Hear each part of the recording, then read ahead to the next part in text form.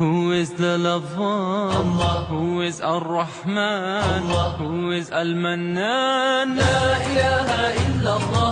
Muhammadur Rasulullah. Muhammad is the messenger. To Allah is our return. La ilaha illallah. Muhammadur Rasulullah. Muhammad is the messenger. To Allah is our return.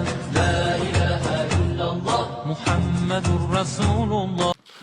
أعوذ بالله من الشيطان الرجيم بسم الله الرحمن الرحيم والصلاة والسلام على أشرف المرسلين سيدنا محمد صلى الله عليه وسلم وعلى آله وصحبه وسلم الحمد لله الذي هدانا لهذا وما كنا لنهتدي لولا أن هدانا الله أشهد أن لا إله إلا الله وحده لا شريك له وأشهد أن محمدا عبده ورسوله اللهم صل على سيدنا محمد وعلى آله وصحبه وسلم آمين. A wá ìsọ̀rí lọ sí ọ̀dọ̀ Ọlọ́run ọba nípa èso ẹni ẹ̀kọ́ ẹni ègbé. A bẹ̀rẹ̀ pẹ̀lú orúkọ Ọlọ́run ọba kan ṣoṣo, ọba olóore ọ̀fẹ́, ọba aláàánú jùlọ. Ìkẹ́ Ọlọ́run, àánú Ọlọ́run àti ìbùkún rẹ̀ kó máa bá aṣíwájú ẹ̀dá Ànábì wa tí jẹ́ Muhammad sallallahu alaihi wasallam. Kí Ọlọ́run àánú rẹ̀ kó máa bá àwọn sàábé ànábì àti gbogbo ẹni tó bá gba t'Ọlọ́run ọba gbọ́. Àmín. Ìkẹ́ Ọlọ́run àánú rẹ̀ àti ìbùkún rẹ̀ kó máa bá àwa tí à ń gbé ètò yìí jáde àti ẹ̀yin tẹ́ ń wò wá. Àmín ya Allah. A kí yín káàbọ̀ sí ètò wa ní alẹ́ òní. Ètò tá a ti ń lara wa lọ́yẹ̀ nípa ẹ̀kọ́ ẹ̀sìn Islam. Kẹ́sìn náà lè yé wa sí, ká sì lè máa lo àwọn ẹ̀kọ́ tí a bá kọ́ ńbẹ̀. Lónìí, mo gba àlejò ńláńlá, àlejò pàtàkì tí wọn ó dá wa lẹ́kọ̀ọ́ lórí tí ń ṣẹlẹ̀ ní àwùjọ wa. Kí la fẹ́ jíròrò lé lórí? Àwọn ìwà aburú tí ń ṣẹlẹ̀ láwùjọ, èyí tó jẹ́ kàyéfì fún gbogbo èèyàn. Ìwà aburú náà póríṣiríṣi. Ìwà ń kógun jàlú, ìwà ń jíyàn gbé, ìwà ń gbéyàn pamọ́ ká máa béèrè owó pé bẹ́ẹ̀ bá mú iye báyìí wá, àní sọ àwọn èèyàn yín lẹ̀. Ìwà ká ya wọ̀lú kan ká sọ fáwọn aráàlú pé kí wọ́n máa dá owó wá, bí wọn ò bá dáwó wá wọn ò ní ráyè lọ oko wọn láti lọ dáko, tí wọn ó kó èrè oko tí wọn ó sì máa tà fáwọn aráàlú kán lè jèrè iṣẹ́ ọwọ́ wọn ní dáadáa tí wọ́n ń ṣe. Ìwà aburú náà pọ̀. A tún wá ká a mọ́wọ́ àwọn ẹlẹ́sìn míì tó yẹ pé ẹ gbọ́ pé pásítọ̀ ṣe nǹkan báyìí, rẹ́fúrẹ́ǹdì ṣe nǹkan báyìí, àwọn tí wọ́n ń pera wọn ń wòlíì wọ́n ṣe nǹkan báyìí. Bẹ́ẹ̀ náà lẹ́ka mọ́wọ́ àfáà míì tóun náà ń ṣe tọ́lọ́run ọ̀fẹ́, tẹ́ ẹ gbọ́ tẹ́ ẹ ṣe kàyéfì. Kí ló sún wọn débi irú eléyìí? Kódà ẹ gbọ́ mi báyìí ẹ rò pé ńlá la ni, kì í ṣe pé nǹkan yẹn ń ṣẹlẹ̀ lódodo. Ìyún la ní ká yẹ̀wò, ká bi àwọn onímọ̀ ìjìnlẹ̀ ń pa ẹ̀kọ́ Islam, nítorí pé kò sí nǹkan kan tọ́lọ́run ò jẹ́ ká mọ bó ṣe jẹ́, bó ṣe rí. Kódà Ọlọ́run tún ṣàlàyé fún wa débi pé n tí ó padà ṣẹlẹ̀ nígbà báyìí ni. Bọ́lọ́run ṣe wá mọ̀ ló fi mọ àwọn kọ̀ọ̀kan láwùjọ wa. Ọ̀kan nínú wọn ni àfáà ńláńlá tí mo gbé wá lónìí. Onímọ̀ ẹ̀kọ́ ìjìnlẹ̀ ẹ̀sìn Islam ni wọ́n àtèdè Lárúbáwá. Professor ni wọ́n tí wọ́n ti teach ní yunifásitì, tí wọ́n sì tún teach ní yunifásitì dìsìn. Àlejò mi pàtàkì náà ni Professor Abdulgani Akorede Agbarigidoma, tí wọ́n jẹ́ olùdarí àti olùdásílẹ̀ ilé ẹ̀kọ́ Al-Istiqama Group of Schools ní Ògidì nílọrin níbí. Assalamu alaikum ya Sheikh. Wa alaikum assalam wa rahmatullahi wa barakatuh. Marhaba bikum. Alhamdulillahi rabbil Bí n alamin. ṣe ń bá àwọn tí ń wò wá tí wọ́n sì ń gbọ́ wá sọ̀rọ̀, ẹ ti gbọ́ n tá a pè yín sí. Bẹ́ẹ̀. Ọ̀rọ̀ kàyéfì, ọ̀rọ̀ àjáìbà, ọ̀rọ̀ tí ṣe ni ní ààhin, òun náà la pè yín wá sí. Wípé ìbéèrè àkọ́kọ́, nígbà mo ti lè analyse tí mo fẹ́ kẹ́ ẹ bá wa sọ̀rọ̀ lé lórí, ìbéèrè mi àkọ́kọ́ ni pé àwọn èèyàn sọ pé báyé bá fẹ́ parẹ́, oríṣiríṣi nǹkan tá a gbọ́ rí, tá a rí rí, tí ò ṣẹlẹ̀ rí ni ó máa ṣẹlẹ̀. Akramakallah, sáyé fẹ́ parẹ́ ni?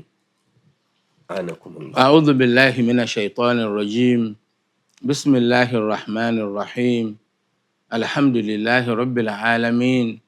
Wassalatu wassalamu ala Rasulillah. Nabiyyina Muhammadin sallallahu alayhi wa sallam. Wa ala alihi wa ashabihi ajma'in wa ba'd. Àmín. Lẹ́yìn ìgbà tá a dúpẹ́ fún Ọlọ́run ọba tó ní ọpẹ́, tá a sì tọrọ ìkẹ́ àti ìgẹ́ Ọlọ́run fẹ́ni tọ́lọ́run pàṣẹ ká máa ṣe àsàlátù fún òjíṣẹ́ ńlá Muhammad sallallahu alayhi wa sallam. Mo kí ẹ̀yin aṣáájú wa sheikh ẹ ti tó sí kápò yín ní sheikh pẹ̀lú gbogbo ọ̀nà fadilatu sheikh Abdullahi Ibrahim. Bàbá sì kọ́kọ́ ti tọ̀hún náà ṣáájú náà ni Ọlọ́run kó jẹ́ ká rí yín pẹ́. Àmín wa iyyakum. Mo kí yín, mo sì kí gbogbo àwọn elétò tí gbogbo ayé fi ń gbọ́ wa lásìkò yìí. Mo wá kí gbogbo àwọn tí ń wò wá náà tí wọ́n sì ń gbọ́ wa wípé assalamu alaikum wa rahmatullahi wa barakatuh. Wa alaikas salam wa rahmatullahi wa barakatuh. Ohun tí ó ń ṣẹlẹ̀ gbogbo yìí nínú àwọn ìṣẹ̀lẹ̀ mérìírí kàyéfì yìí ó ti wà lákọọ́lẹ̀ nínú ìwé òfin Ọlọ́run ọba tó fi ránṣẹ́ sí wa tí ṣe Al-Qur'an. Mashallah. Bẹ́ẹ̀ náà ni àlúùlú ọ̀rọ̀ ẹni tọ́lọ́run sí òjíṣẹ́ ńlá Muhammad sallallahu alaihi wasallam. Ní tòsí yàyín bá kọ́kọ́ wo Suratul Asri. Ọlọ́run ní wal asr innal insana lafi khusr illa alladhina amanu wa amilu salihati wa tawasaw bil haqqi wa tawasaw bis sabri. Ọlọ́run ní tó bá di ìrọ̀lẹ́ ayé táwọn èèyàn lu ayé tí wọ́n ti lu ayé ọjọ́ tí wọ́n ti lu ayé bọ̀ láti kọ́lọ́run tó dá baba ńlá baba wa àgbà Nábì Adam alayhi salatu wassalam àtìyàwó ẹ̀yà ńlá wa Hawa kan tó dá wọn láyé tí ń bẹ nígbà tẹ́nìkan kò mọ̀. Ẹ wá wò títí fìdásùkò Ànábì Nuh alayhi salatu wassalam ó tún fìdásùkò Ànábì Ọlọ́run títí kó tó wá dásùkò Ànábì tiwa àkáyìndégbẹ̀gbọ́n òjíṣẹ́ ńlá Muhammad sallallahu alayhi wa sallam wípé Ànábì tó kúrò láyé nìsín ó ti jẹ́ 1000 kan 100 ọdún mẹ́rin àti ọdún 48. Ọlọ́run tó bá dìrọ̀lẹ́ ayé innal insana lafi khusr. Gbogbo tí ń jẹ́ ìran ọmọ ẹ̀dá ènìyàn ìwà àdánù ni wọ́n máa hù. La ilaha illallah. Ìwà òfò ni wọ́n máa hù. Allahu akbar. Ntáyé wọn ò fi ní dáa tọ́run wọn ò fi ní dáa náà ni wọ́n máa hù. Allahu akbar. Ọlọ́run wá ní innal insana gbogbo tí ń jẹ́ ìran ọmọ ẹ̀dá ènìyàn ni. Ó lè jẹ́ ni tí a máa wò pé ẹni Ọlọ́run lélẹ́yìí yóò kù síbi kan tó bá dìrọ̀lẹ́ ayé. Ọba lélẹ́yìí tí ń darí àwọn èèyàn tó bá sì balẹ̀ gbogbo nǹkan yóò níbi tí ó kù sí. Gómìnà lélẹ́yìí àṣẹ ń bẹ lọ́wọ́ rẹ̀ Ọlọ́run ló sì gbàṣẹ ilé lọ́wọ́ Ọlọ́run ló sì gbélé lọ́wọ́ ọ̀rọ̀ wa ní lọ́wọ́ ẹ̀ yìí yóò níbi tó kù sí. Ìfẹ́ pé tí wọ́n ní ìwà òfò ṣùgbọ́n wọ́n níbi tí wọ́n kù sí a mọ̀ pé ha bá. Kí ló tún fẹ́ kọ́ lọ́hùn ó ṣe ó bèrè oore ó fi lé ọ lọ́wọ́ wọ́n ń forin náà ṣèbàjẹ́. Ọlọ́run tó bá dìrọ̀lẹ́ ayé bí ó ṣe rí nu. Allahu akbar. Ìyẹn jẹ́ kí àwọn ẹni Ọlọ́run àwọn àlùfáà wọ́n máa ń bẹ Ọlọ́run pé Ọlọ́run o gbígbà náà bá dé bá wọn bó làwọn ṣe yege bó làwọn ṣe là ṣùgbọ́n Ọlọ́run bá tó sọ̀rọ̀ gangan ó gbé ọ̀nà àbáyọ jáde wá. Allahu akbar. Ọlọ́run ní bí gbogbo ayé ó sì máa wà nínú òfò àdánù àwọn mẹ́rin kan ń bẹ wọn ní kó sínú ẹ̀. Allahu akbar. Illa alladhina amanu ẹni bá wọ̀ pé ìmánì ń bẹ lára àwọn ọgbọ́ Ọlọ́run gbọ́ torí pé ìmánì ara tí máa ń ṣe fẹ́ dà òun ni kó ṣèyàn lẹ́ni tí yóò lè máa tẹ́tí gbọ́rọ̀ Ọlọ́run pé yóò máa ṣe Ọlọ́run yóò máa jìnnà sí má ṣe Ọlọ́run. Wa amilu solihat iṣẹ́ olóore iṣẹ́ téèyàn rí lọ́wọ́ èèyàn tí wọ́n pé ọ̀gbọ́ àyàfi níwọ̀ yìí àwọn èèyàn sì ń hùwà kí wa àmọ́ ìwọ yìí tiẹ̀ yàtọ̀. Bánabi ṣe rí sallallahu alaihi wasallam nígbà ayé rẹ̀ yọ́nà lọ́hùn tó fi sọ ní al-amin ẹni ìfọkànbalẹ̀ báwọn yẹn ṣe ń jagun tí wọ́n hùwà kí wa yọ́nà lọ́hùn tó ànábì dá yàtọ̀. Allahu akbar. illa alladhina amanu wa amilu salihati tí wọ́n ṣiṣẹ́ rẹ̀ wa tawasaw bil haqqi tí wọ́n tún wá wà lórí òdodo. Allahu akbar. tólódodo ṣòro tẹ̀lé òdodo máa ń korò ni òdodo lágbára amẹ́nubá ṣe dúró tó òdodo yóò wà nínú àwọn tí ò ní ṣòfò yìí. wa tawasaw bis sabr tí wọ́n tún dó lórí sùúrù. sùúrù lèèyàn fi máa tẹ̀lé ọ̀rọ̀ Ọlọ́run o. sùúrù lèèyàn fi máa fi tọ́lọ́run bọ̀ fẹ́ lẹ̀ o. sùúrù lèèyàn máa ṣe téèyàn fi máa gba àdánwò Ọlọ́run tó bá dé bá. Allahu akbar. so ẹni bá ti wà nínú àmẹ́rẹ̀ẹ̀rin yẹn ni ò ní sí nínú àdánù yẹn. so torí náà a ní sèèmà púpọ̀ látara tí ń ṣẹlẹ̀. àti wípé tó bá ti dìrọ̀lẹ́ ayé báyìí ń jẹ́ ìtọ́ka sí wípé ayé ń parẹ́ lọ bọ̀ wá. ìgbà tá yóò kásẹ̀ kú ò tí yóò parẹ́ súnmọ́. ọba tó dáyé lọ́mọ̀gbà náà àmọ́ àwa tó bá láyé yìí ká máa hùwà pé yóò ṣẹlẹ̀ lónìí yóò ṣẹlẹ̀ lọ́la kálíbà àrálì jẹ́ náà wọ̀. ọ̀dà àpẹẹrẹ ẹrú tẹ̀ ń bá bọ̀ ẹ̀dá kan ìgbọ̀rọ̀ lẹ́nu yín dọ́ta ti wà láyé àti ìtàn tí wọ́n kọ àti ẹnu ń tá a rí mọ́ lẹ́nu ń tá a lò láyé yìí pírẹsidẹ́ǹtì kan ò ṣerú tí pírẹsidẹ́ǹtì Amẹ́ríkà nísìnyí ṣe lọ́wọ́ ara irú tẹ̀ ń sọ́kọ̀ ni. dájúdájú. káwọn orílẹ̀-èdè wà kó o sì máa lọ gbógun tì wọ́n káwọn orílẹ̀-èdè wà kó o sì máa sọ pé ọrọ̀ tí ń bẹ lọ́dọ̀ wọn Amẹ́ríkà ló ní. ẹ sọ̀rọ̀ lórí ìyẹn náà ànàkọ́mọ̀ náà ni ìkàkọyọ àwọn Yorùbá ní ìkàkọyọ lórí ẹlòmíì ìgbésàmàmí lé ní lórí ìdìde wípé ní àbórí rẹ á ṣe bó ṣe wù wá lé ọ lórí. sọmọ pé tẹ́lẹ̀tẹ́lẹ̀ bíi láàrin àwọn èèyàn síra wọn láàrin agboolé sí agboolé kejì láàrin àdúgbò síra wọn láàrin ìlú kọ̀ọ̀kan síra wọn làwọn kan mìíràn ti máa ń ṣe bẹ́ẹ̀. bẹ́ẹ̀ ni.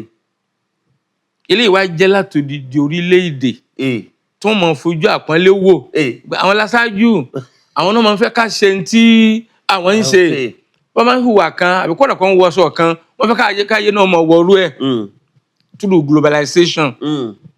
so kó wá jẹ́ pé irú báwọn wá ń ṣẹlẹ̀ olórí kan ṣoṣo ìyẹn ń tọ́ka sí wípé dẹ́rù bà gbogbo ayé àti wà ní ìrọ̀lẹ́ ayé nù. Allahu ṣé wàá rí ṣẹ̀dá Islam tọ́lọ́run fi ránṣẹ́ sí gbogbo ayé tó ṣe póun ni Ọlọ́run pè ní rahmatan lil alamin. gbogbo ayé ni Ọlọ́run bá mi ọ̀nà òjíṣẹ́ ńlá Muhammad sí kọ́ mọ jẹ́ ìkẹ́ fún gbogbo wọn. Ànábì wa jẹ́ ká mọ̀ wípé inna sa'ata la'atiya alikiyama yóò dé o. àmọ́ Ọlọ́run sọ pé ní akadu ukhfiha àmọ́ òun ò ní jẹ́ kẹ́ ẹ̀ máa sòkò tí ó jẹ́ àmásìkò tí ó bá dé sí ẹ ti kọ́kọ́ mọ ráwọn àpẹẹrẹ kan. Allahu akbar. àwọn àpẹẹrẹ yẹn wá pọ̀ jaburata kódà wọ́n kà àwọn àfáà kà according to àwọn hadith òjíṣẹ́ ńlá Muhammad sallallahu alaihi wasallam according to ayé Kùránì ó lé ní 80. La ilaha illallah àwọn àpẹẹrẹ tá a fi mọ̀ pé ilé ayé ń parẹ́ bọ̀. ká sì wá gbàgbọ́ nínú pé àlìkíámọ̀ ó dé àlìkíámọ̀ ó sì ayé ó sì parẹ́ ara orígun ìmánì wa mẹ́fẹ̀ẹ̀fà ni. bẹ́ẹ̀ni. ká gbọ́ Ọlọ́run gbọ́ làkọ́kọ́. bẹ́ẹ̀ni. ká gbàgbọ́ nínú wípé Ọlọ́run láwọn màláíkà tá à ń pè ní abàfin Ọlọ́run ó di méjì.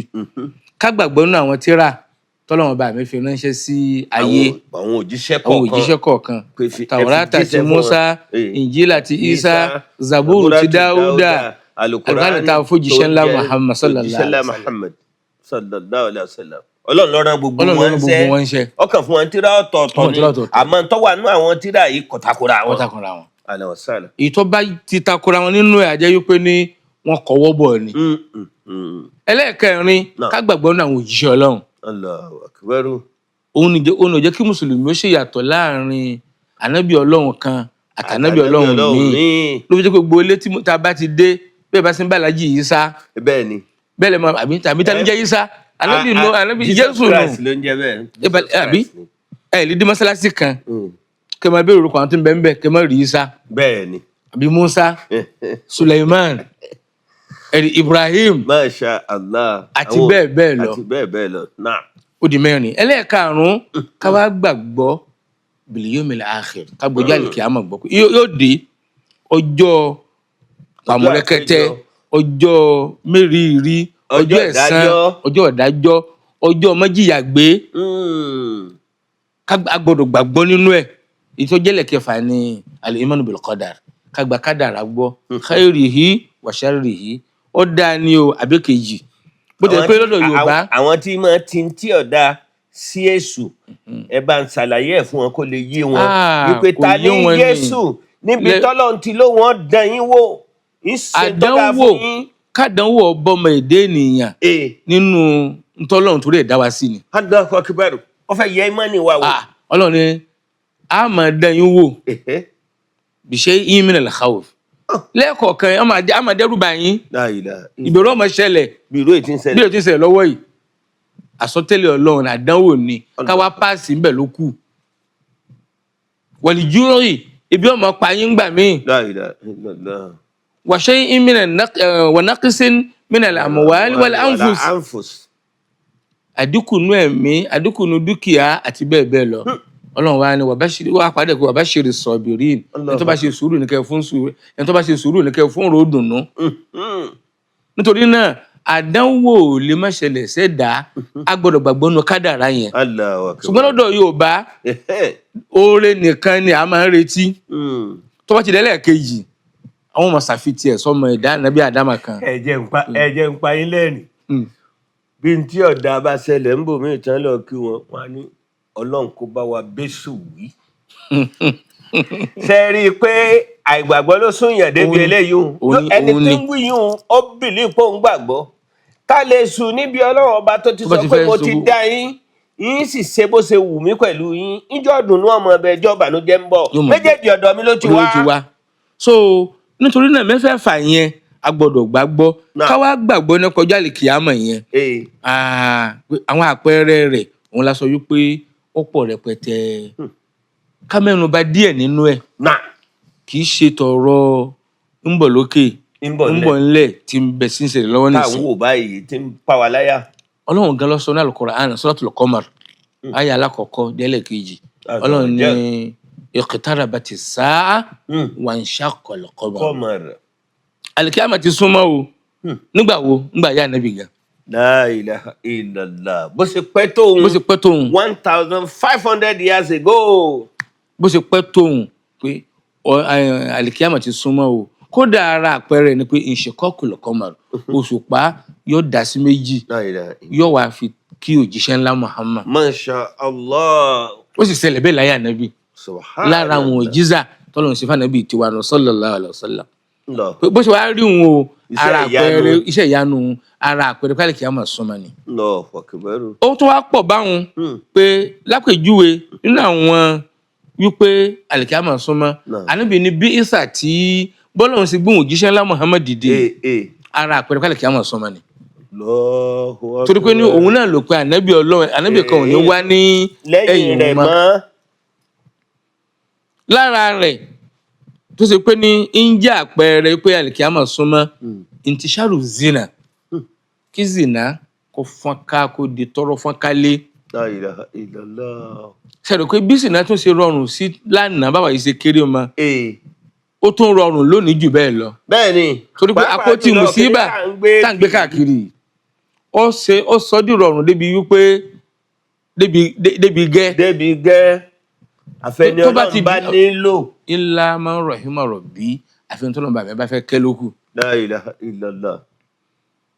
Kí sì náà fọ́nká gbogbo àwọn nǹkan èlò rẹ̀ kó di ṣẹ́mà, kó di tó rọrùn lárọ̀ọ́wọ́tó. Ẹ̀sìn òun kọ́bìnrin kọ́mọ̀ lè rà gẹ́gẹ́ bí obìnrin, kọ́mọ̀ lè tọ́jú ara rẹ̀ pé ní yín ṣe wá sí búùtù àti bọ́nẹ̀tì ilẹ̀. Abẹ́rẹ́ rí wọn tán ṣe aláàjì. Wọ́n sì fi ń ṣe fashion, wọ́n fi ń ṣe part of civilization tí wọ́n mọ̀ pé àpẹẹrẹ pé ìwà kèfèrí làwọn ń hù. So lára rẹ̀ òun ni dhiyawul amana, kárámánà láre. La ilaha illallah. Ẹ̀ tó bá fi síbì kan, òun náà ti rí i pé wọ́n fi òun síbẹ̀ kó òun wá jẹun tó wọ́n jẹ ni. òun kálukú ní ó ti máa kí kú oríire kódà bí òun gan ọ̀tọ́ síbẹ̀ Ànábì ní sallallahu alaihi wasallam tó máa ti rí àmọ́ náà láre ẹ máa retí pálí kìí àmọ́ dé tán. bí irú tí ń ṣẹlẹ̀ nísìnyí a gbọ́ pé yẹn gbé mílíọ̀nù mọ́ bílíọ̀nù là ń gbé pé ẹnìkan ṣoṣo. Ànábì wa ní àwọn èèyàn sábẹ́ wa bẹ̀rẹ̀ pé òjíṣẹ́ Ọlọ́run bó o láti rà àmánà láre. Ànábì ní ìdá ó sì ní ìdàlẹ̀ amúrú ìlà ghairi ahlihi. Tá a bá ti fẹ́ ni tí ò yẹ sáyè kan ẹ máa retí pé àlìkìyámà súnmọ́. Torí pé ó lè jẹ́ pé bóyá ó ní sàtífíkẹ́ẹ̀tì ṣùgbọ́n kò sí ìwọ ọmọlúwàbí tó kọ́ wà lára rẹ̀ kó fi lè lò dáadáa tó lè tí ò ní bẹbí ló kọjẹ́ ìwà rẹ̀ ò sí lọ́wọ́ ẹ̀. Lára rẹ̀ òun náà ni ìjókòó ẹbí ẹnìkan ò béèrè ẹbí mọ́ bàbá. Allahu Akbar. Ọ̀pọ̀lọpọ̀ ọmọ ni ọmọ àbúrò bàbá rẹ̀ ẹ̀gbọ́n bàbá rẹ̀ àbúrò ìyá rẹ̀ àbí yóò ti á mọ àwọn ọmọ wọn. Allahu Akbar. Lánàá tẹ́lẹ̀ kódà wọ́n jọ mọ gbé gbé ara wọn ni wọ́n mọ gbé pẹ̀lú ara wọn ni. wọ́n fà wọ́n kanra wọn ni. débi pé èèyàn ò ní mọ̀ pé ta ni bàbá àwọn gangan ọ̀n lọ́mọ yẹ ẹni tó lọ ilé ẹ̀kọ́ lónìí ọlọ́lé ìwé ni ọlọ́bì kan ni tó ṣe wípé ilé ẹ̀kọ́ tó lọ yìí èmi ti ń tòótọ́ orúkọ ẹ̀gbọ́n bàbá rẹ̀ tó mú lọ bàbá bàbá rẹ̀ tó mú lọ náà ní jẹ́ tójú ọmọ tí kò wá sọ pé ṣé wọn àbí mi léèrè pé lágbájá wọn sọ pé nǹkan ló bí mi. Ìjákùn ẹbí ọkọ mọ nísìn má balágbájá ṣe ara àpẹẹrẹ má bàtà mọdò ṣe wọn sì bí wọn papọ̀ ni. dáadáa bákan náà kasratu nisaa wa qillatu rijal kóbìnrin ọ̀pọ̀ kọkùnrin ó kéré tí gbogbo ẹ̀ fi rí bó ṣe rí lónìí yìí kódà ẹ̀jẹ̀ ńlẹ̀ kan sí yín kasratul aswaq kọjá ọ̀pọ̀ káàkiri báwa yìí ṣe kéré mọ́ yìí a máa ń rí wípé bí wọ́n fẹ́ ra nǹkan gbà kan ẹ yà lọ́jà alẹ́ àbí kẹ́ ti lọ́jọ́ ọba lọ́sàn-án ni. Àmọ́ lónìí gbogbo ibi tó bá jẹ́ kọ̀rọ̀ kan dú ṣọ́ọ̀bù ọ wà níbẹ̀ tó pé gbogbo tẹ́ bá nídìí ẹ bá níbẹ̀. lárọ̀ọ́ tó lẹ́ẹ̀ bá. sọmọ kì í ṣe pé àwọn nǹkan tí ò da nìkan ni àwọn táwọn pálíkì á máa súnmọ́ kálí mọ̀ pé àwọn kìíní yìí ń ṣẹlẹ̀ kódà rẹ̀ náà ní mọ́sálásí ká sí mọ́sálásí lọ́ṣọ̀ọ́. Allahu Akbar. wọn èyí ṣe mọ́sálásí lọ́ṣọ̀ọ́ tẹ́lẹ̀ tó bá ṣe ń ṣe lónìí yìí ara pálíkì á máa súnmọ́ ni. ṣé eré tó wá kàn wá níbi kókó ọ̀rọ̀ wa yìí Ànábì ní wà kathratul harj àti kí ikú ọ̀pọ̀. Allahu Akbar. káwọn èèyàn máa para wọn. Ànábì wa àwọn sàbí wa bá Ànábì léèrè pé wò jíṣẹ́ Ọlọ́run bóun ní kú sẹ́fẹ́ pọ̀. Ànábì ní nígbà tó bá ti di wípé àwọn èèyàn wọ́n rí ìwà abú gẹ́gẹ́ bí nǹkan tó fúyẹ́. La ilaha illallah. wọ́n máa gbẹ̀mí ara wọn nígbà yòówù tó bá ti wù wọ́n tó ìjọpọ̀ ọwọ́ Ọlọ́run ni ẹ̀mí ọmọ Ànábì Ádámọ̀ wà. Kódà ẹni tí wọ́n tọ́pàyàn tó bá bilẹ̀ pé kí ló jọ pààyàn òun gan ọ̀mọ̀dí. ẹnì kan máa gbọ́ láwọn ìlú tó láwọn lajú ọ̀yẹn tó láwọn lajú wọ̀nyẹn tẹ́nìkan kan gbébọn wọ́n ní ọkùnrin bẹ̀rẹ̀ sí ní pa àwọn èèyàn rẹ́kẹ̀tẹ̀. tàbí tí ó wọ kílọ̀bù lọ tí ó spray bullet lórí àwọn èèyàn wọn pé ó pa 19 kọmọ wọn rí o wọn ò sì sẹ́. ṣé bí wọn sábà gbé tọ̀dọ̀ wọn lọ́hùn bí wọ́n ṣe ń gbé tọ̀dọ̀ wa ni ìfọ̀kànbalẹ̀ ò sí láwọn àyè wọ̀nyẹn láwọn ibẹ̀ yẹn. ẹ ṣe púpọ̀. ikú rẹpẹtẹ kọ́ mọ ṣẹlẹ̀ pé tó bá bẹni tó pààyàn pé lójú ọ̀pààyàn kò rí rí sì mú wa kí ló fa kán bẹni tó pa pé kí lẹ́sẹ̀ rẹ tó fẹ́ fi pọ̀ yìí òun náà kò ṣẹ́. bí ọba sì yìí ò ní kí náà ń lọ gbé èèyàn sí tó máa sọ fún wípé òye báyìí ní kẹ́ mú wa o adìẹ ni wọ́n máa gbé sókè àwọn aládìẹ ara wọ́n máa yọ owó ẹ̀ pé adìẹ yìí òye báyìí lára ọmọ èèyàn lónìí wọ́n mọ̀ wá náà àlìkíyàmọ̀ súnmọ́ àlàyé. Ọlọ́run ṣàánú wa. ẹ̀yin olùtẹ́tí sí wa tẹ́ ń gbọ́ wa tẹ́ ń wò wá ètò yín tá a mọ̀ sí ká fi ìsìlámù hàn yín Islam in Focus náà la gbé Yorùbá edition wá lónìí kókó ọ̀rọ̀ wa sì ni pé kí ló dé tí wà burúkú pọ̀ láwùjọ báyìí internationally, nationally, statewide and in communities. wà ní kí ló fà á Ọlọ́run tó dá wa ọmọ ń tó fà á òjíṣẹ́ ńlá Muhammad tó rán gẹ́gẹ́ bí òjíṣẹ́ ẹgbẹ̀yìn ọmọ ń tó fà á torí ti sọ alukurani fún inú alukurani ló sì wà àwọn tí ọmọ ṣẹlẹ̀ ànítọ́ ara àwọn àrólé ànábì tó ṣẹ́kù ká pè wọ́n lónìí ká bi wọ́n léèrè wọ́n wá ń ṣàlàyé fún wa pé lótìítọ́ lódodo ilé ayé ń súnmọ́ tí ó parẹ́ torí pé àyà kùránì tí ó wá súrà tọ́lọ́run fi bá a sọ̀rọ̀ súratul Asr ẹ lọ wo wal asr innal insana lafi usr illa alladhina amanu wa amilu salihat wa tawasaw bil haqqi wa tawasaw bis sabr. solution mẹ́rẹ̀ẹ̀rin o. ẹ̀yin tẹ́ ẹ bá máa wo Quran dáadáa ẹ lọ tún bẹ́ẹ̀ kà ẹ wo ìtumọ̀ rẹ̀ kẹ́ ẹ wá ka commentary tó wà ń bẹ̀ ẹ rí i pé n ti ń ṣẹlẹ̀ nísìn kò yẹ kó yà yín lẹ́nu. solution mẹ́rẹ̀ẹ̀rin yẹn. solution mẹ́rẹ̀ẹ̀rin tọ́lọ̀ ń provide náà ni pé kẹ́ ẹ gbọ́ lóhùn gbọ́ kẹ́ ẹ sì máa ṣiṣẹ́ rẹ̀ kẹ́ ẹ máa sòdodo kẹ́ ẹ máa sòdodo kẹ́ ẹ sì máa ṣe sùúrù kẹ́ ẹ sì máa ṣe sùúrù lórí tí máa ń ṣẹlẹ̀.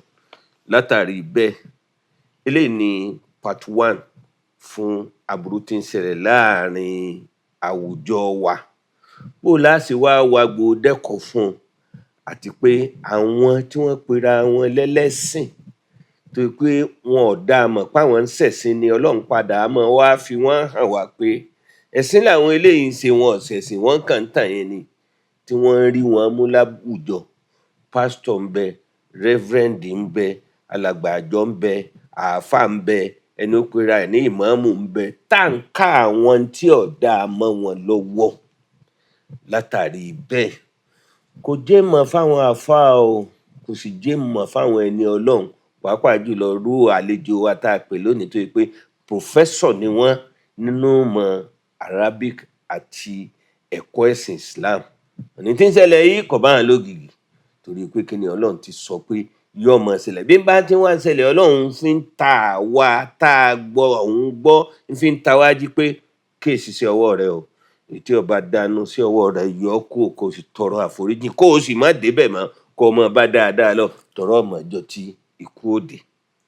tó bá di lọ́sẹ̀ tí ń bọ̀ á conclude tọ́pìkì yìí fẹ́ pàdé bàbá wa tí a gbà lálejò lónìí Professor wa Abdulgani Agbárígidoma Akórèdé tí wọ́n jẹ́ olùdarí àti olùdásílẹ̀ Al-Istiqomah Group of Schools ní Ògidì Ọlọ́jẹ̀ Ìlọrin. Professor dúpẹ́ púpọ̀ fún yín ọlọ́wọ́ jàre yín pẹ́ lọ́sàlẹ̀ kò ní gbogbo àdúrà ẹ dákun ẹ padà wá ń jọ́ mẹ́jọ kẹ́ ẹ wá bá a fásara gbogbo ibi tó ṣẹ́kù káwọn èèyàn lè dá a mọ̀ bí wọ́n bá dá a mọ̀ tán kọ́lọ́njẹ́ wo lè máa tẹ̀lé ó sì gbogbo alẹ́ ní àlìjẹ́nnà àtàwọn òbí wa àtàwọn àna wa àti gbogbo olóore wa Ọlọ́run bá a sì bẹ́ẹ̀ fún ọ ọlá subhana rabbika rabbil izzati amma yasifun wa salamun alal mursalin walhamdulillahi rabbil alamin àmín.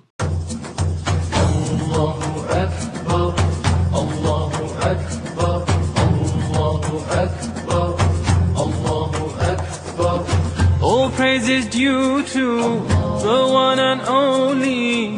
He is the master of all creation.